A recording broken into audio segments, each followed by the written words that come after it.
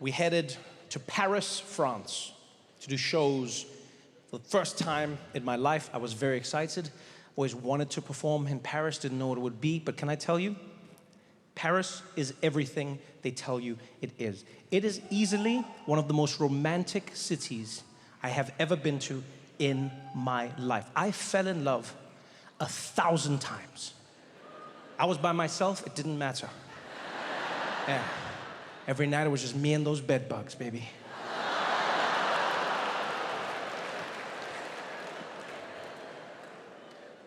I really enjoyed Paris because, you know, I got to meet Parisians in person. You know, not stereotypes, not things that you're told about them. No, actually meet French people, learn about them from them. And I learned some truly amazing things. For instance, the French have a very different relationship with work than the rest of us, right? In that they don't give a shit about it. Which honestly I found inspiring. Yeah, I feel like a lot of us have become a little too attached to our work, you know? We identify with our work. Have you ever asked somebody just randomly, be like, hey, tell me about yourself? And they'll be like, well, I'm an architect, and tell me about yourself. Well, you know, I own a hair salon, and tell me about yourself. Well, I'm a teacher, and tell me about yourself. And people will tell you about what they do. You know, it's become the thing that people focus on. The French don't do that. No.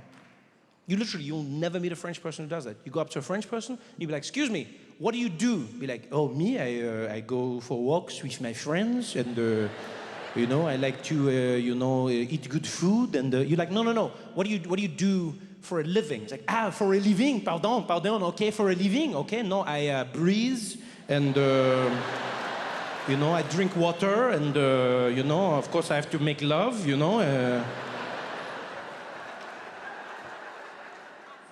It's just a different way to be, man.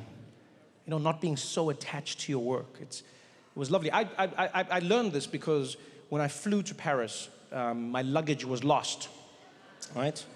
Yeah, landed in the airport, and bags were gone, didn't arrive. I discovered this, obviously, at the carousel, which is one of those shitty things that airlines do to you.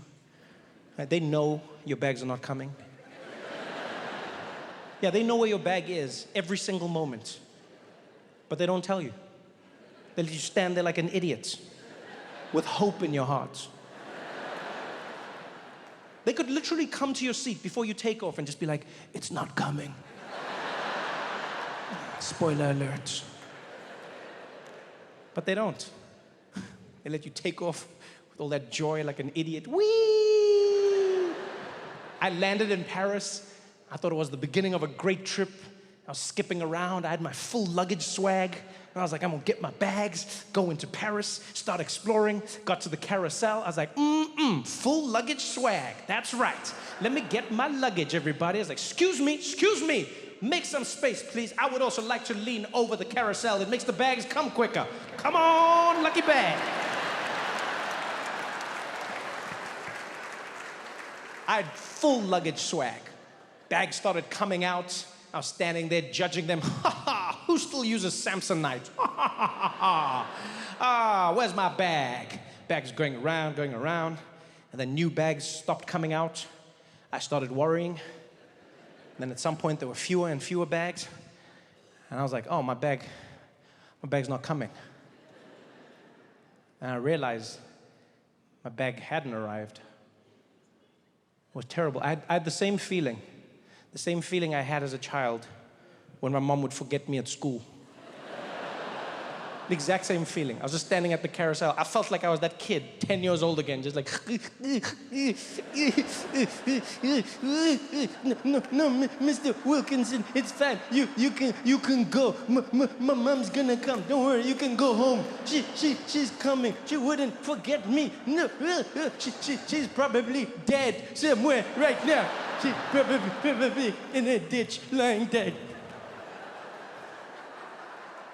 She forgot me. She'd forget me occasionally.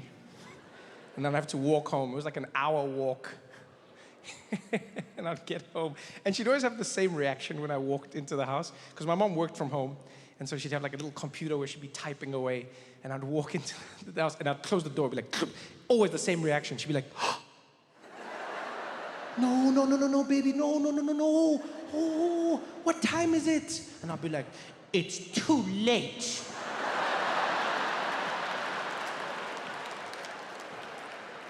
I'm not gonna lie, I hated being forgotten at school, but I savored those moments. I savored, because it wasn't any sweat, to be honest. Like, I liked walking, you know. It's not like I was stressed on the walk. Oh, I'd be kicking stones, singing on the way back, and then I'd get to the house and I'd be like, no, wait a minute. I loved it, because that was the one moment when I was allowed to give my mom unlimited attitude with no repercussions, none. Yeah, because when I was a kid, you couldn't just be like give attitude to your parents. Like, I wasn't a white child, you know what I mean? You couldn't. I had to watch myself. But when she messed up, ooh, I loved it. I'd walk in, she'd be like, oh, can you forgive me, baby? I'd be like, I'll think about it. So now, I had to find somebody to help me. I would look around. There's an older French gentleman standing on the side. Gray hair, rosy cheeks. Short little guy with glasses. And so I walked over to him, and he was wearing a red vest. And in French, it read, information. And then underneath in English said, information. I was like, phew. Bonjour, hello, hi. He's like, oh, hello, bonjour. I said, English, French? He said, English? Yeah, oui. I said, okay, could you help me, please? My luggage didn't arrive. I would like to know, what do I need to do? He's like, oh, the luggage didn't come. If you go for that one, maybe you can put you, because different flight airline can be put on different ones. So you have to try to maybe go on different. Maybe they will come in for tracking, look inside the app, and that one you can be fine for you, because it's not the more different ones, because we are not in control with the airport, but these different ones they are putting in for the airline, they are in control, so maybe you can choose for that one. I was like, okay. All right, let's try French. Let's see what happens. Finally, we figured it out. He sent me off to a special area where you go and, I guess, make a report. And when I get there's another French guy who's behind the counter, much younger, right? He was like maybe Algerian, Moroccan of descent, but very French, cool guy. And he's behind the counter helping someone. He's like, okay, thank you very much, thank you. Next, please. And I walk up and I'm like, hey, man. He's like, hey, what's going on, my brother? How are you, man? What's up with you? What's up? I was like, I need your help, please. My luggage, it didn't come. It's lost. He's like, oh, no, dude, your luggage didn't come. Oh, man. Did you look for it? So what? Yeah, that's the first thing I did. What, do you think I'm just here for company? Of course that's what he's like, oh, no, just checking. Okay, so the bag is gone, it's totally, I'm like, yeah, it's gone. He's like, oh, man, that sucks, man. I'm so sorry for you, man. That's terrible. Yeah, so what do you want to do now? So what do I want to do? I said, well, I would like you to do something, like can we like make a report or something? He's like, okay, yeah. You want to make some paperwork or something? It's for your insurance, so they can pay you for it. I said, no, it's so that you can find it and bring it to me. He's like, oh no, don't worry, man, don't worry. We are not going to find it. No, man. No, don't worry about that. No, you know, it's Paris, man. When the bags are gone, they're probably gone. Yeah, they don't ever pop up. Sometimes if you are lucky, but if it's not here by now, it's probably gone, you know. It's Fridays, there are some strikes, you know. Just you can leave. Don't even stress yourself. You can go. It's like, don't even stress myself. Yo, this is my luggage. This is like all my clothes. He's like, yeah, but you are in Paris. You need clothes? This is Paris, man. Come on, Paris. Go and buy some clothes. What's wrong with you, man? Chill. He was so confident. He made me feel like I was wrong. Like, I doubted myself. I walked away and I was like, am I wrong? Am I too attached to my luggage?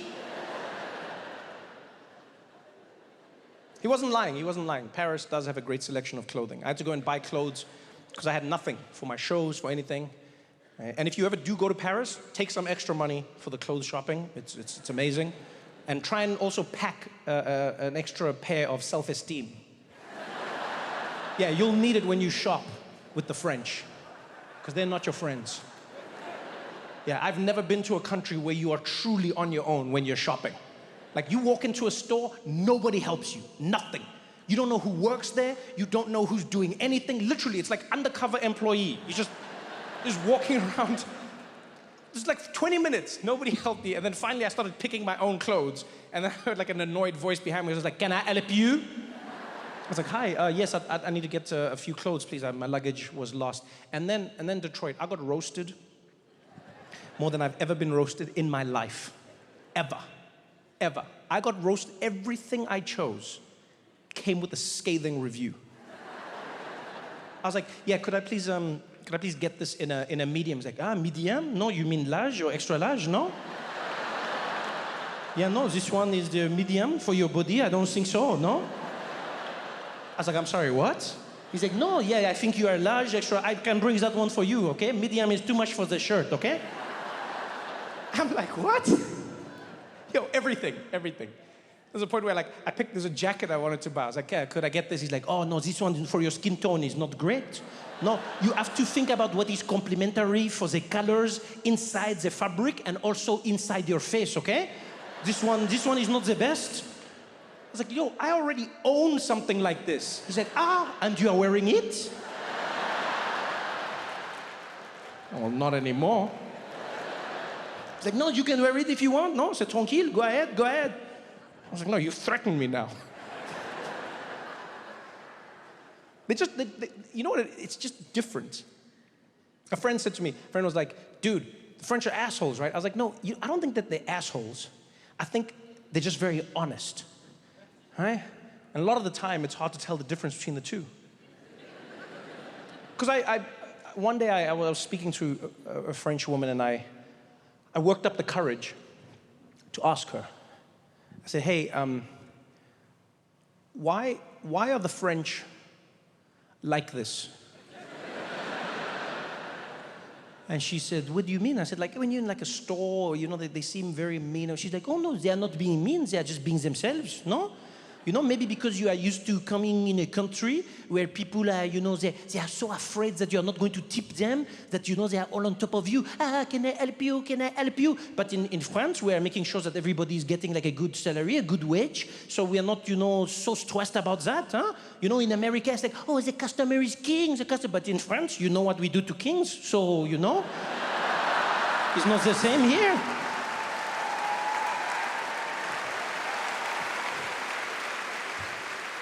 The French don't play that game.